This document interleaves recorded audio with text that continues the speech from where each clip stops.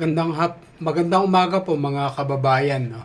Opinion lamang po sa pagre-resign nitong si Representative Saldico bilang chairman ng Appropriations Act o Appropriations sa House of Representatives. Wag na po tayo maglokohan. No? Tayo po ay ako po personally naniniwala na siya po ay tinanggal.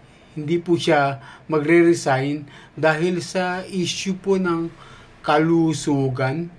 It is too lame already, no?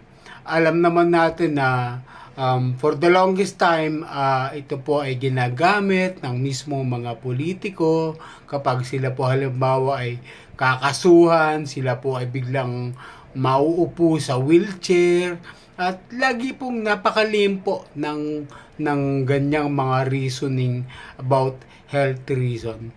Ito po ay malinaw na signal na wala pong kampihan na magaganap sa House of Representatives.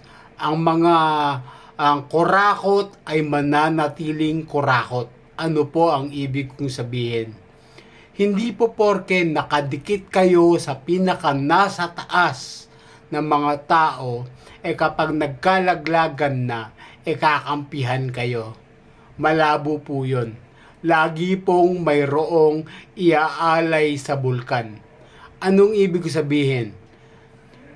Nakakapagtaka naman pong isipin na pagkatapos ng matinding rally at batikusan sa mga ipinahayag ni Congressman Rodante Marcoleta ay biglang may nasampulan. Katakataka po ang bagay na ito. So ito po ay isang malinaw na pahayag sa mga kongresista na hindi po kayo kakampihan ng mga nasa taas, kaya kayo po ay mag-isip-isip.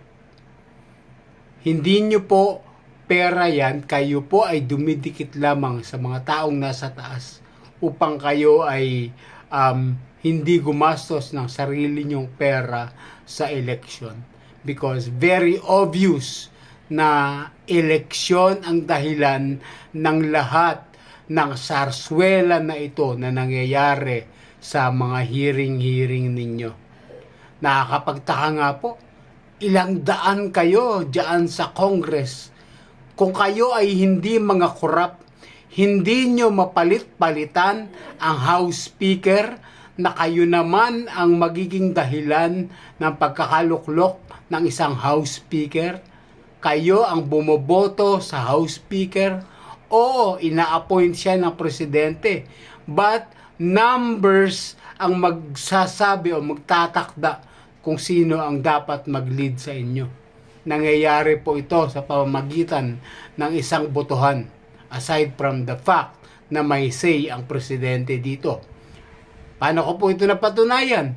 Nangyari po ito nang ang presidente Duterte ay magsosona, nagkagulatan na lang po, kinudita na siya ni Gloria Macapagal Arroyo.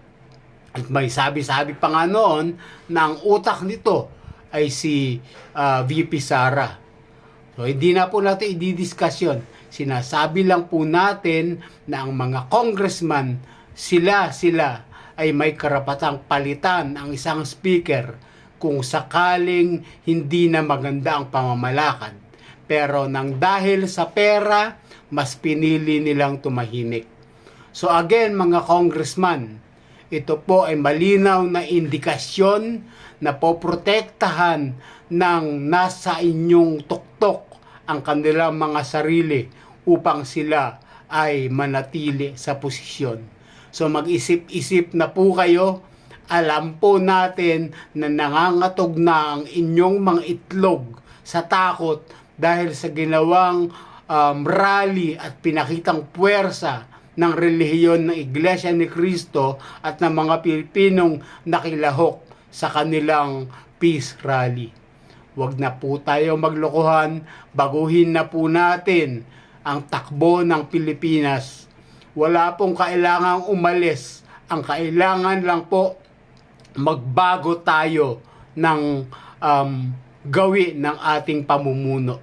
Ngayon, kung hindi kayo makikinig sa panawagan ng taong bayan, then, ang sinabi ni President Rodrigo Roa Duterte, merong aalis sa Malacanang at sisipain ng taong bayan at kasunod kayong lahat doon sa mga masasamang politiko at mga korap.